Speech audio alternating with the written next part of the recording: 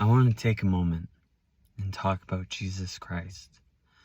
I want to share with you a humble message, a message that you've probably heard 1,000 times, but I hope and pray that this brings a new light to you. Jesus, when we talk about him, we oftentimes think about a man who is greater than flesh and blood, a man who is greater than a man. But even in the beginning, God says that we, mankind, is made in his image. We were made to be like him. And so the Word that created us took on flesh. The Spirit, God, because God is Spirit, took on flesh. Became exactly like us, just a man. That same God that took on flesh and became exactly like us was suffering, and he died for sin.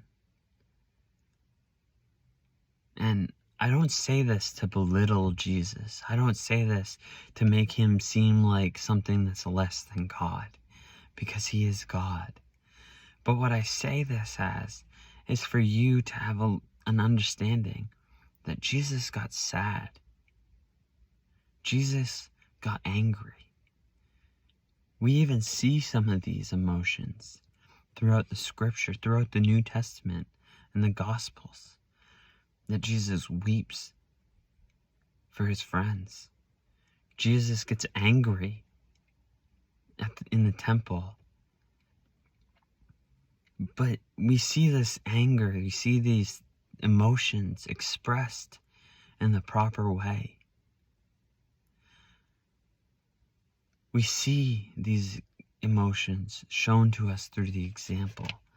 And that's the thing, dear brothers and sisters, that's the beautiful thing, that our God is just like us. Our God is just like us. A lot of times we get hurt and we think this is all this is. But our God understands. Not only does our God understand, but he has been through it. Not only has he been through it in his own life, but he's been through it because he shares our pain. While we are sad, while we are heartbroken, he's right there watching us. He's right there with us, going through it with us. Our God is a God of such great wonder, is a God of such great magnitude that we cannot comprehend how good and great he is. And yet all of that infinitesimal amount of glory that is in him, that is upon him, all of that was completely and totally put into flesh and walked this earth as a man to feel the pain, to feel the whips digging at his bone and skin, to feel the nails going through his hands and feet. All of that, to feel it just like we would. And even though he had the power to take himself off that cross, to step down and do exactly what those who were coming after him, who were speaking so many blasphemous words against him, even though he had the power to do that, he said no and kept himself on that cross. He kept himself up there. He was the one that held himself in place because he loves you and me so much that he would die for us. He would give up his life for us. Even though we're wretched, We're awful, terrible people. We have cursed his name and we have spat in his face. I have walked away from our God. And yet he has drawn me back.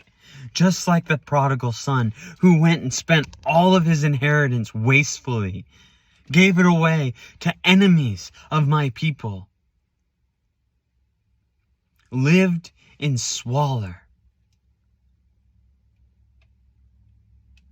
I turned back, and when I came back, I saw my father running to me, shamefully,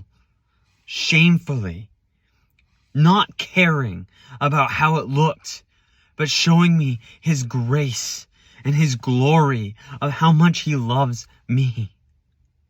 Because the truth of the matter is, the enemy hung him on that cross, put him up there to try and shame him. But in all of that shame, we as believers, we as followers of his word, see that as the greatest moment of glory. The greatest statement of love is up there on the cross. When a man who deserved life and only life, who earned everlasting life, died, giving himself, giving his life freely, so that we may have life. We who deserve death may have life, and have it more abundantly. That is the Jesus that I'm talking about. That's the Jesus that we should come to know. Not the Jesus that we see put out oftentimes in these churches as some glorified, holy, separate from us type of individual. But we should see him as a man who, in the times got tough, when all hope seemed lost, rolled up his sleeves, walked out, and did what needed to be done for those he loved. Put his own life underneath those who deserved none of it. Because we don't deserve any of it. We deserve none of his grace. Because if we deserved it, it wouldn't be grace.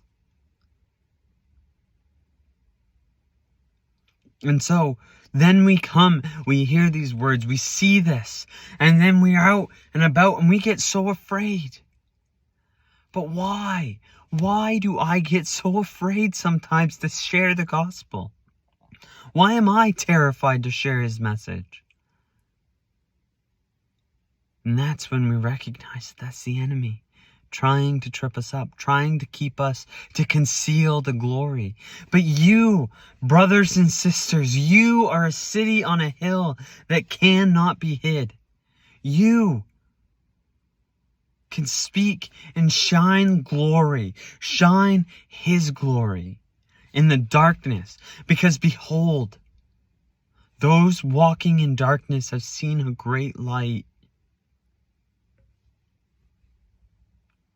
That's my message. We have seen a great light. We have seen a light so great that it transforms our hearts. It transforms our spirit. It transforms us, and it creates in us a clean and pure heart. We don't obey him because of obligation. We obey him because we appreciate his love. We appreciate who he is.